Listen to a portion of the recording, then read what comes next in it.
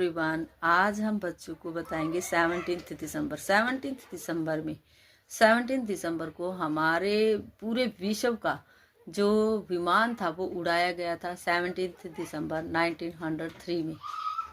इसके जो आविष्कारक थे वो अमेरिकी दो भाई थे जो अमेरिका के थे, जो कि विल्बर और ऑरविल नाम के थे, जिनका नाम था, जो दोनों साइकिल की दुकान पर काम करते थे, साइकिल की दुकान चलाते थे। उन्होंने साइकिल के पुर्जों से ही इस विमान का आविष्कार किया और इसे उड़ाने की कोशिश की और इसको किस तरह से हवा में नियंत्रित किया जाता है, इस तरह की बातें उन दोनों भाइयों ने बताई, जो कि पूरे विश्व में उनको याद किया जाता है। कि हमारे देश में यह कोई राष्ट्रीय दिवस नहीं है, लेकिन उन्हें जाना जाता है पूरे विश्व में।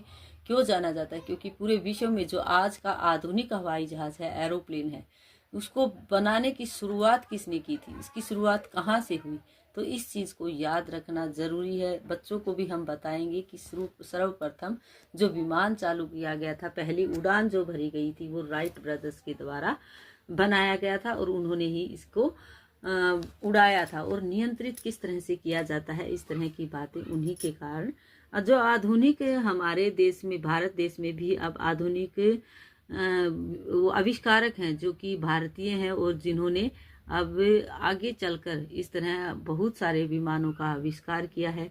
शिवकर बापूजी तलपदे जैसे ऐसे आविष्कारक हुए हैं हमारे देश में भी। लेकिन दुनिया की पहली सफल, नियंत्रित और संचालित हवाई जहाज को उड़ान भरवाने वाले ये दो भाई थे, राइट ब्रदर्स। इनके बारे में जानना ज़रूरी है। आज हम बच्चों को इस तरह से A to Z लिखना सिखाएंगे। इस तरह कोई भी पिक्चर बनाकर हम उसके अंदर A to Z लिखवा सकते हैं बच्चों से, या फिर हम बच्चों को इसके जो हमने विमान बनाने की कोशिश की है, जो सर्वप्रथम विमान होता था, इस तरह का होता था, ऐसे बच्चों को दिखाएंगे और उसके अंदर A to Z लिखवाएंगे ताकि बच्चे भी फील कर सकें कि किस तरह से हमारा विमान पहले होता था। आज हम बच्चों को यही वर्क करवाएंगे। जो A to Z हैं उनके पिक्चर्स बनाकर बच्चों को हम उनके लेटर लिखने के लिए देंगे ताकि बच्चे अच्छे से पहचान कर पाएँ। जैसे यहाँ हमने बनाया है M for मैंगो, तो बच्चे इसको देखकर M for मैंगो लिखेंगे। यहाँ हम कहीं कहीं हम पिक्चर बनाएंगे ताकि पिक्चर्स को ढूंढ कर बच्चे उसमें लिखें, इंटरेस्ट लेकर। ये हमने बनाया N for नेस्ट। यहाँ हम बना सकते हैं P for पेन।